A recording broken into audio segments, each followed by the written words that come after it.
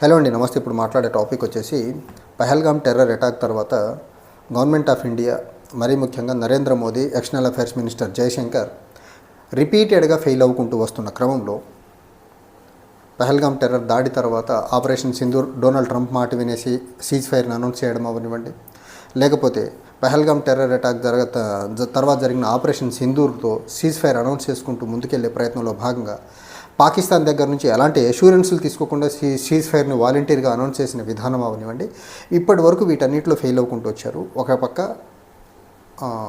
పాకిస్తాన్కి సంబంధించి టెర్రరిజానికి సంబంధించిన అంశంలో, ఇంకో పక్క ఐఎంఎఫ్ నుంచి బెయిల్అవుట్ ప్యాకేజ్ ఏదైతే పాకిస్తాన్కి రావాల్సి ఉందో దాన్ని ఆపే ప్రయత్నంలో కూడా ఫెయిల్ అయిపోయారు. ఎందుకంటే ఐఎంఎఫ్ ఇవ్వాల్సినటువంటి ఇన్స్టాల్మెంట్లో ఇస్తున్నటువంటి లోన్ ఏదైతే బెయిల్అవుట్ ప్యాకేజ్ ఏదైతే ఉందో పాకిస్తాన్కి, అది ఆల్రెడీ ఐఎంఎఫ్ అయితే ఇచ్చేదానికి ముందుకు వచ్చేసింది.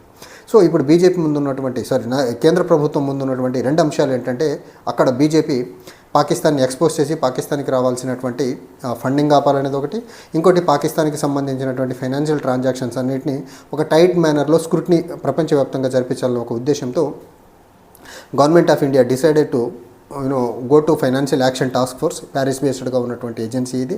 సో ఈ ఏజెన్సీ యొక్క ప్రైమ్ ఆబ్జెక్టివ్ ఏంటంటే, క్రాస్ బోర్డర్ టెర్రర్ యాక్టివిటీస్కి కావాల్సినటువంటి ఫండింగ్ మీద చాలా ఇంటెన్స్గా స్క్రూటినీ చేస్తూ ఉంటుంది ఒకటి, ఇంకోటి మనీ లాండరింగ్ యాక్టివిటీస్కి అడ్డుకట్ట వేసే ప్రయత్నం ఈ ఫైనాన్షియల్ యాక్షన్ టాస్క్ ఫోర్స్ చేస్తూ ఉంటుంది. సో ఈ ఫైనాన్షియల్ యాక్షన్ టాస్క్ ఫోర్స్లో గ్రే లిస్ట్లో పాకిస్తాన్ 2018 నుంచి 2022 వరకు ఉంది. సో 2020 నుంచి ఫైనాన్షియల్ యాక్షన్ టాస్క్ ఫోర్స్ యొక్క గ్రే లిస్ట్లో లేదు. So thereafter financial action task force grey లిస్ట్లో పాకిస్తాన్ లేకపోవడం వల్ల టెర్రరిస్ట్ ఫండింగ్ కావాల్సినటువంటి ఫండ్ ఏదైతే ఉందో, లేకపోతే పాకిస్తాన్ గవర్నమెంట్ జరిపేటువంటి ట్రాన్సాక్షన్స్ ఏవైతే ఉందో వాటి మీద ఫైనాన్షియల్ యాక్షన్ టాస్క్ ఫోర్స్కి సంబంధించినటువంటి స్క్రూటినీ పెద్ద మొత్తంలో లేకపోవడం వల్ల టెర్రర్ ఫైనాన్స్కి పాకిస్తాన్కి వచ్చేటువంటి ఫండ్స్ ఏవైతే ఉన్నాయో వాటిని టెర్రర్ ఫండ్కి లేకపోతే ఆర్మ్స్ కొనుగోలు చేసేదానికి వాడేదానికి ఉపయోగించి ఉండుండొచ్చు. అలా వాడటం వల్లనే ఆ టెర్రరిస్టులకు funds as well as arms దొరకడం వల్లే ఇండియాకి వచ్చి పహల్గామ్లో దాడి చేసి ఉంటారనేది ఒక గెస్. అయితే ఈ క్రమంలో గవర్నమెంట్ ఆఫ్ ఇండియా తీసుకోబోతున్నటువంటి ఇంకో స్టెప్ ఏంటంటే, వరల్డ్ బ్యాంక్ నుంచి రావాల్సినటువంటి ఫండ్ ఏదైతే ఉందో ఆ ఫండ్ని కూడా ఆపాలనే ఒక ఉద్దేశంతో గవర్నమెంట్ ఆఫ్ ఇండియా తన ఎఫర్ట్స్ అన్నింటినీ పెట్టాలని అయితే అనుకుంటుంది. అయితే వరల్డ్ బ్యాంక్కి రావాల్సినటువంటి ఫండ్స్ జనరల్గా వరల్డ్ బ్యాంక్ యుఎస్ యొక్క బంధహస్తాల్లో ఉండి పనిచేస్తూ ఉంటుంది. సో వరల్డ్ బ్యాంక్ యొక్క డెసిషన్స్ జనరల్లీ బ్యాక్ ఎండ్ నుంచి ఇన్ఫ్లుయెన్స్ చేసేది యుఎస్ కాబట్టి డెఫినెట్గా యుఎస్ పాకిస్తాన్కి రావాల్సినటువంటి వరల్డ్ బ్యాంక్ ఫండ్ ఏదైతే ఉందో దాన్ని ఆపేదానికి యుఎస్ఏ అబ్జెక్షన్ చెప్పుద్దని నేనైతే అనుకోవట్లేదు. ఎందుకంటే పాకిస్తాన్లో టెర్రర్ ఫండింగ్కి, పాకిస్తాన్లో టెర్రరిజంని పెంచి ప్రమోట్ చేసేదానికి మొదటి నుంచి సపోర్ట్ చేసుకుంటూ వస్తుంది అమెరికా. కాబట్టి అమెరికా ఖచ్చితంగా ఈ పాకిస్తాన్కి రావాల్సినటువంటి ఫండ్ ఏదైతే ఉందో ఆ ఫండ్ ఆపుతుంది అయితే 80% అయితే అనిపించట్లేదు. అండ్ గవర్నమెంట్ ఆఫ్ ఇండియా తీసుకున్నటువంటి నిర్ణయం ఏదైతే ఉందో పహల్గామ్ టెర్రర్ దాడి తర్వాత పాకిస్తాన్ని ఐసోలేట్ చేసే అంశంలో డిప్లొమాటికల్లీ ఫెయిల్ అయిపోయింది, ఐఎంఎఫ్ దగ్గర లోన్ ఆపడంలో ఫెయిల్ అయిపోయింది. ఈ రాబోయే రోజుల్లో జరగబోయేటువంటి ఈ financial action task force meeting yearly thrice జరుగుతుంది. ఫైనాన్షియల్ యాక్షన్ టాస్క్ ఫోర్స్ యొక్క మీటింగ్ ఒకటి ఫిబ్రవరిలో జరుగుతుంది, 2 జూన్లో జరుగుతుంది, 3rd మీటింగ్ అక్టోబర్లో జరుగుతుంది. సో నెక్స్ట్ మంత్లో వెరీ ఫ్యూ డేస్లో జూన్ రాబోతుంది. జూన్లో జరగబోయేటువంటి మీటింగ్లో ఖచ్చితంగా ఫైనాన్షియల్ యాక్షన్ టాస్క్ ఫోర్స్ యొక్క గ్రే లిస్ట్లో పాకిస్తాన్ని పెట్టాలనేసి పహల్గామ్ టెర్రర్ అటాక్ని ఒక ఎగ్జాంపుల్గా చూపి ఫైనాన్షియల్ యాక్షన్ టాస్క్ ఫోర్స్లో మళ్ళీ పాకిస్తాన్ తీసుకురావాలని కోరేదానికి ఆస్కారం ఉంది. చూడాలి financial action task force India యొక్క వాదంతో కన్విన్స్ అయ్యి దాన్ని పాకిస్తాన్ని గ్రే లిస్ట్లో పెడుతుందా లేదా అనేది. అండ్ వరల్డ్ బ్యాంక్ విషయానికి వచ్చేసరికి వరల్డ్ బ్యాంక్ దగ్గర ఇండియన్ డిప్లొమసీ ప్రాపర్గా పనిచేస్తుందా లేకపోతే ఐఎంఎఫ్ దగ్గర తేలిపోద్దా అనేది చూడాలి. బట్ ఒకటి మాత్రం చాలా క్లియర్, పాకిస్తాన్ని ఐసోలేట్ ప్రపంచవ్యాప్తంగా గ్లోబల్ స్టేజ్లో చేయాలి అంటే మాత్రం ఇప్పుడున్నటువంటి డిప్లొమసీ ఏదైతే ఉందో Narendra Modi and external affairs minister Jaishankar యొక్క డిప్లొమసీ విధానం, ఆ విధానపరంగా వెళ్తే మాత్రం పాకిస్తాన్ని చిన్నపాటి దేశం నుంచి కూడా గ్లోబల్ స్టేజ్లో మర్చిపోండి. చిన్నపాటి దేశం దగ్గర నుంచి కూడా పాకిస్తాన్కి అందేటువంటి మద్దతు ఏదైతే ఉందో ఆ మద్దతు అందకుండా చేసేదానికైతే ఆస్కారం అయితే కనపడట్లేదు. అండ్ ఇంకో పక్క మనం చూసుకున్నట్లయితే పాకిస్తాన్కి సంబంధించినటువంటి ఆర్మ్స్ ఏవైతే ఉన్నాయో చాలా పెద్ద మొత్తంలో ఇస్తున్నటువంటి దేశాల్లో వన్ ఆఫ్ ద దేశం నెదర్లాండ్స్. ఆ నెదర్లాండ్స్తో మనం చూసుకున్నట్లయితే ఇండియా చాలా పెద్ద మొత్తంలో ట్రేడ్ జరుగుతుంది. అండ్ ఇన్ఫ్యాక్ట్ యూరోపియన్ యూనియన్ నుంచి మనం చూసుకున్నట్లయితే లార్జెస్ట్ ట్రేడింగ్ పార్ట్నర్గా ఉంది యూరోప్ నుంచి నెదర్లాండ్ ఉంది. సో నెదర్లాండ్తో గవర్నమెంట్ ఆఫ్ ఇండియా ఎలాంటి ప్రపోజల్తో ముందుకెళ్తుంది అనేది ఇప్పటివరకు తెలియని అంశం. బట్ పాకిస్తాన్కి కావాల్సినటువంటి మిలిటరీ అసిస్టెన్స్ ఏదైతే ఉందో అది నెదర్లాండ్ నుంచి అయితే అందుతూ ఉంది.